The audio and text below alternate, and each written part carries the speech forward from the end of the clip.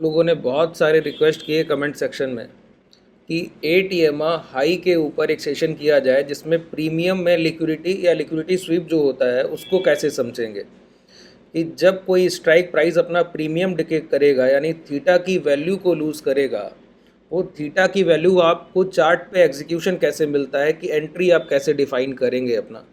सबसे पहला काम हम क्या करते हैं ना, जो हमारे प्री प्लान ट्रेड्स हैं, जैसे कल नाइट के सेशन में, जो रात के सेशन में हम लोगों ने किया, क्या किया कि पिछले 2-3 ट्रेडिंग सेशन के प्राइजेक्शन को अच्छे से देखा। ठीक है, तो सबसे पहला काम, जब मॉर्निंग मार्केट हमको 9:15 AM 9:15 की ओपनिंग मिलती है, उस टाइम पे हम क्या करते हैं, कंपैरिजन करते हैं कि प्राइस अपने प्रीवियस ट्रेडिंग सेशन का रिपीटेशन है या उससे कुछ अलग फॉर्म कर रहा है या उससे कुछ अलग ट्रेड करने की कोशिश कर रहा है। ठीक है, अगर आप देखें तो आज के प्राइस की जो ओपनिंग हमको मिली वो क्या मिली, बहुत ध्यान से एक एक पॉइंट को सुनते जाइएगा, लास्ट तक ये सारे पॉइंट्स मैं एक साथ जोड़ दूंगा। देखिए, आज की जो हमारी ओपनिंग मिली, ये कैंडल का फॉर्मेशन, और पहली कैंडल ने एक लो लगाया और लगभग पहली कैंडल जितना डाउनफॉल किया, जो लो लगाया उसका नियर अबाउट 60% रिकवरी किया, तो पहली कैंडल में एक लोअर विक दिखता है। ठीक है, इससे प्रीवियस ट्रेडिंग सेशन का जो प्राइजेक्शन था उसमें आप गौर करेंगे, कल और इसके पहले के ट्रेडिंग सेशन 10 तारीख और 9 तारीख के ट्रेडिंग सेशन का प्राइजेक्शन की पहली कैंडल देखिए गैप अप करती है, गैप अप करने के बाद एक नेगेटिव फॉर्मेशन करती है, फिर पहली कैंडल का लो ब्रेक होता है। ठीक है, यहाँ भी प्राइस गैप अप करता है, गैप अप करने के बाद पहली कैंडल का लो ब्रेक होता है और फिर प्राइस हाई तक तो जाता ही नहीं।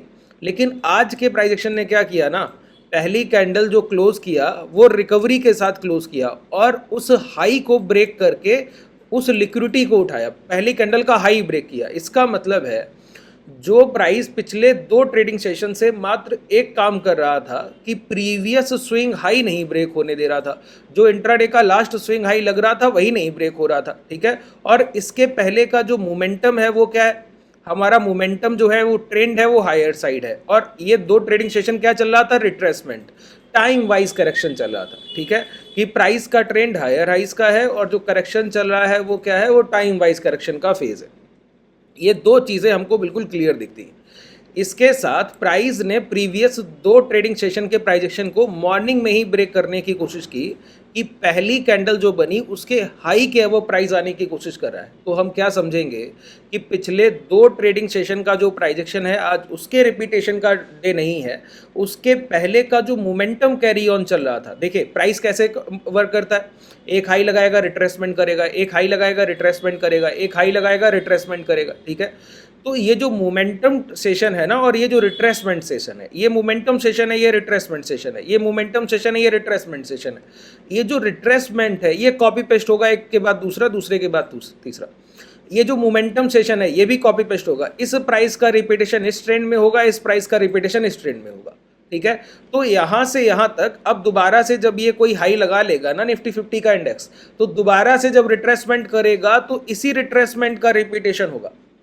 बात क्लियर हो रहा है, और ये जो मोमेंटम चल रहा है इस मोमेंटम का रिपीटेशन कब है, तो हमको पिछले 2 ट्रेडिंग सेशन के प्राइजेक्शन पे अब नजर नहीं रखनी, हमको क्या करना है, इसके लास्ट, इसके पहले जो मोमेंटम सेशन थे, ये 3 ट्रेडिंग सेशन, इसमें जो प्राइस ने किया वो हमको नजर रखनी है। तो इन 3 ट्रेडिंग सेशन में प्राइजेक्शन ने 3-4 दिन में क्या किया था आप सभी को पता है, हम लोगों ने अपने एनालिसिस सीरीज में भी खूब अच्छे से बात की उस पर, कि इन तीनों ट्रेडिंग सेशन में प्राइस के मोमेंटम का एक ही ट्रिगर प्राइस था कि लास्ट स्विंग लो नहीं ब्रेक होने दे रहा था, कि अपना जो आखिरी खरीदारी का भाव एक बार लग गया बायर्स का, वो बॉटम बन गया समझिए, उसको वो ब्रेक टूटने ही नहीं दे रहे।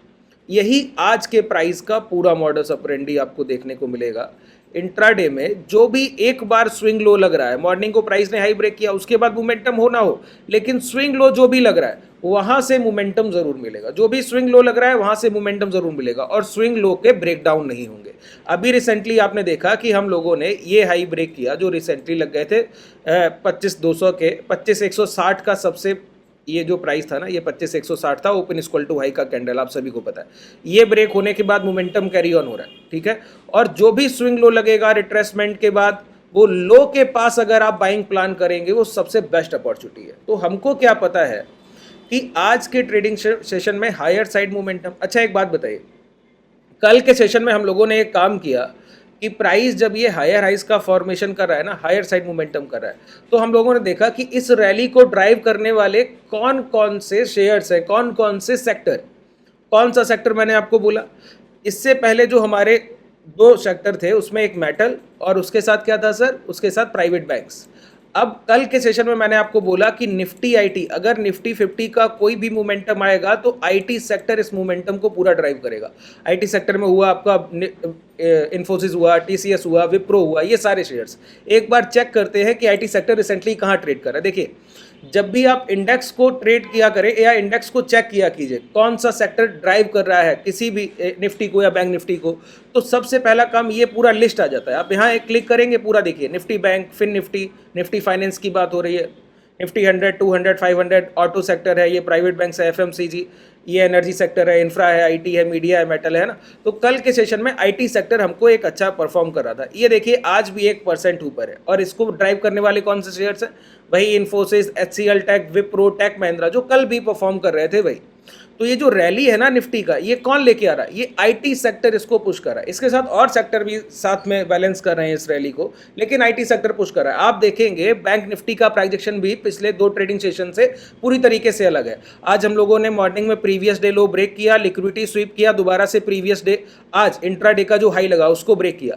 ऐसा प्राइजेक्शन जो कल के डे लो को ब्रेक करे और इंट्राडे हाई मॉर्निंग का जो भी लगा इम्पैक्ट हाई उसको ब्रेक कर दे, तो ये मान के चलिए कि आज इंट्राडे का जो भी डे लो हो गया वो कम से कम ब्रेक नहीं होगा।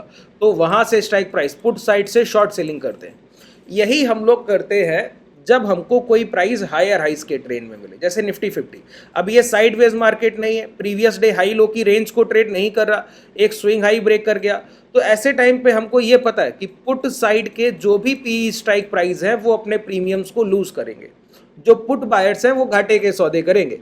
अब ये मोमेंटम कोई एग्रेसिव मोमेंटम तो है नहीं कि निफ्टी 50 2 घंटे में जाके 2% का मोमेंटम करेगा, नहीं, क्योंकि विक्स आपका पहले से 2% के आसपास नेगेटिव ट्रेड कर रहा है। प्राइस हायर साइड मूवमेंट करेगा, लेकिन ऐसा नहीं कि अभी जाके 22-25-500 को ब्रेक कर देगा, ऐसा नहीं होगा। ठीक है, तो हमको क्या करना है कि ये पता करना है कि जब भी पुट साइड के जो स्ट्राइक प्राइस हैं, चाहे वो 2500 का पुट हुआ, चाहे वो 25,000 का पुट हुआ, ये जो स्ट्राइक प्राइस है इनके प्रीमियम जब सस्ते होंगे, अगर हम वहां पे शॉर्ट सेल करें तो कोई अपॉर्चुनिटी आपको मिले नहीं। ठीक है, अगर आप कॉल ऑप्शन बाइंग करें तो आपको बहुत बड़ा प्रॉफिट होगा, वो भी नहीं होगा, क्योंकि मोमेंटम धीमा है, बहुत स्ट्रांग मोमेंटम नहीं है हमारा। तो हमको क्या करना है, यहां पर 8 EMA हाई के साथ जब जब पी साइड के स्ट्राइक प्राइस के प्रीमियम कॉस्टली होंगे वहां पर एंट्री करेंगे चीप प्राइस मिलने के लिए। कि एक बार प्रीमियम महंगा हुआ वो सस्टेन नहीं करेगा, क्योंकि आज का 11 का डेट है, कल हमारा 12 जून का निफ्टी का एक्सपायरी है, थर्सडे का एक्सपायरी। ठीक है, तो कोई भी प्रीमियम एक बार राइज करे तो 8 EMA के हाई के पास जब भी हमको एंट्री मिले, वो कब मिलेगा बताइए, इंडेक्स में जो स्विंग लो लग गया उसको प्राइस रिटेस्ट करने आएगा, प्राइस का रिपीटेशन चलता रहेगा, स्विंग लो के पास एंट्री देता रहेगा। जैसे अभी रिसेंटली जो हमको एंट्री मिला लास्ट, वो क्या एंट्री है, ये स्विंग लो लगा था 185 190 की रेंज का, प्राइस ने रिटेस्ट करने आया। इस टाइम पे पुट साइड के प्रीमियम बहुत तेजी से बढ़े होंगे। इसका एंट्री प्राइस क्या होगा, 8 EMA का पूरा प्लेलिस्ट है सर, आप लोग पहले उसको देख लीजिए। ठीक है, 8 EMA का पूरा, इस वीडियो के लिंक में आप जाएंगे तो टेलीग्राम का लिंक मिल जाएगा डिस्क्रिप्शन में, वहाँ उस प्लेलिस्ट का मैं लिंक पढ़वा दूंगा, या आप चैनल को ओपन करके देखेंगे तो वहाँ भी आपको प्लेलिस्ट पूरा मिल जाएगा 8 EMA का। उस पूरी प्लेलिस्ट को एक बार देख लीजिए तो आपको ये पता लगेगा कि 8 EMA काम कैसे करता है। मैं एक बार आपको बता देता हूँ।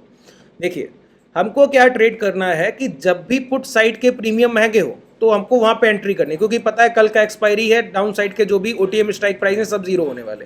ठीक है, तो उनमें जो भी वैल्यूएशन है उसको जैसे ही वो महंगा वहां पर एंटर कीजिए, वो सस्टेन करेगा नहीं, इंडेक्स सस्टेन कर जाएगा। एक मोमेंटम के बाद इंडेक्स यहाँ जाके रुक गया, एक मोमेंटम के बाद इंडेक्स यहाँ आके रुक गया, लेकिन पुट साइड के जो भी स्ट्राइक प्राइस है वो वहीं से डिके होंगे, एक हाई लगाएंगे गिर जाएंगे, एक हाई लगाएंगे गिर जाएंगे।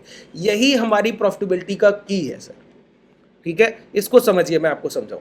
अभी हमने सबसे पहले आइडेंटिफिकेशन क्या किया, मोमेंटम का कौन सा इंडेक्स इसको ट्रेंड कर रहा है। इसके साथ आज रिलायंस भी आपको 1.5% के पॉजिटिव ट्रेड करते हुए दिखेगा। अब देखिए चार्ट से जाके देखिए, सबसे पहला काम क्या करते हैं, कोई एक पुट साइड का स्ट्राइक प्राइस ऐड करते हैं, जैसे 25,100 कर लिया।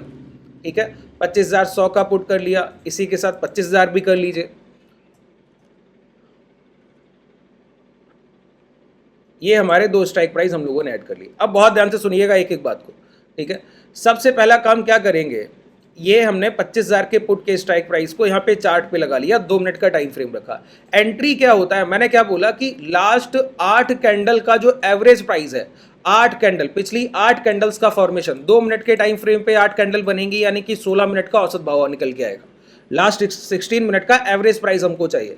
एक बार वो एवरेज प्राइस के पास हमको मोमेंटम के लिए प्राइस मिला, वहीं पे एंट्री करेंगे, वही हमारा एंट्री प्राइस होगा। ठीक है, यहाँ पे मैं आपको बताऊँ, मूविंग एवरेज पे जाइए, एक्सपोनेंशियल लगाइए। ठीक है, अब एसएमए का यूज़ मत कीजिएगा, क्योंकि हम लोग स्ट्राइक प्राइस पे ट्रेड कर रहे हैं, तो 2-4 पॉइंट से भी हमको बहुत बड़ा फर्क पड़ता है, क्योंकि जो लॉट साइज है निफ्टी का रिसेंटली वो 75 का है, तो 10 पॉइंट हमको 750 के पड़ते हैं सर। ठीक है, तो ये हमारे लिए बहुत ज़रूरी है। हाई को यहाँ पे सोर्स पे रखिए।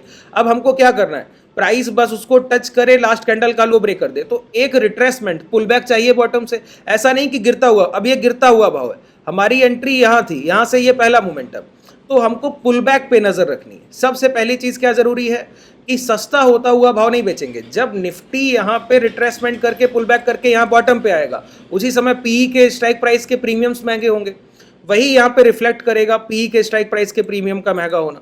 तो एक बार जो महंगे हुए तो क्या करेंगे, पिछली अपनी 8 कैंडल जो 2-2 मिनट के टाइम फ्रेम की बनी है उसके एवरेज प्राइस को ब्रेक करने की कोशिश करेंगे।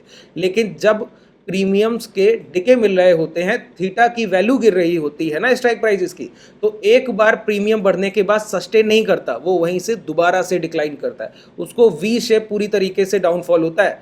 इसको मैं दिखाऊं आपको, देखिए ये पहला लो लगा 24 का, प्राइस ने पुल बैक किया, ये 28 के आसपास क्या है, ये मोमेंटम आया, लास्ट कैंडल के लो ब्रेक होने लगे, दोबारा से टीएमए हाई के अंदर प्राइस आ गया, एक बार ऊपर गया दोबारा अंदर आ गया, शॉर्ट, प्राइस ने मोमेंटम लिया। फिर से देखिए रिट्रेसमेंट के बाद दोबारा ऊपर गए, फिर अंदर आ गए, शॉर्ट। ठीक है, जितनी बार फिर ये रिट्रेसमेंट, दोबारा से अंदर आ गए, शॉर्ट। जितनी बार ये मिलेगा ना आपको, हर बार देखिए 27 से जो बॉटम लग रहा है वो 24 का है, यहाँ 23 से जो बॉटम लग रहा है वो 21 का है, ये अभी रिसेंटली जो हमको एंट्री मिला वो 20 से अभी हम लोग 18 के आसपास ट्रेड कर रहे हैं। अभी आप ये समझिए कि इसमें आपका एसएल क्या है, कुछ नहीं है सर। 26 का 60 का एंट्री है, एसएल प्राइस है ये 29 के आसपास, यहाँ आपका 24 के आसपास का एंट्री है और आपका एसएल है ये 24.90, 1-2 पॉइंट का एसएल। अब ये ऐसा क्यों है पता है, क्योंकि हमारा कल का एक्सपायरी हम ओटीएम स्ट्राइक प्राइस देख रहे हैं। अभी अगर यही 2500 के स्ट्राइक प्राइस में देखेंगे ना तो हमको ज़्यादा मोमेंटम मिलेगा।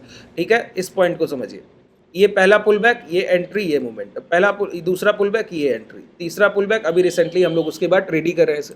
ठीक है, तो इस तरीके से हम अपॉर्चुनिटी को कैच करते हैं इंट्राडे में। पुट स्ट्राइक प्राइस, अगर यही कल प्रीवियस ट्रेडिंग सेशन का निफ्टी मोमेंटम जो था कल का ट्रेडिंग सेशन कि हाई ब्रेक नहीं कर रहा है, स्विंग हाई ब्रेक नहीं कर रहा है, तो हम क्या करते, एटीएमआर हाई लगाते कॉल के स्ट्राइक प्राइस पे। अब जब जब प्राइस स्विंग हाई के पास पहुंचता शॉर्ट सेल करते। अगर कल के प्राइस का रिपीटेशन हो रहा है होता साइडवेज मार्केट का, अभी मोमेंटम के प्राइस का रिपीटेशन है, तो हम उस तरीके से उसको ट्रेड कर रहे हैं। उम्मीद है आपको अच्छे से सारी चीज़ें क्लियर हो गई होंगी। अगर कोई डाउट है तो कमेंट सेक्शन में ज़रूर बताइएगा। इसका मैं अलग से पूरा एक सेशन भी करूंगा कि एटीएमआर को दोबारा से बता दूंगा अपडेट वर्जन, कि कैसे आप उसको अभी रिसेंट मार्केट में इंप्लीमेंट करेंगे। ठीक है, आप लोग कमेंट सेक्शन में बताइएगा जो भी आपका पॉजिटिव या नेगेटिव फीडबैक है। धन्यवाद।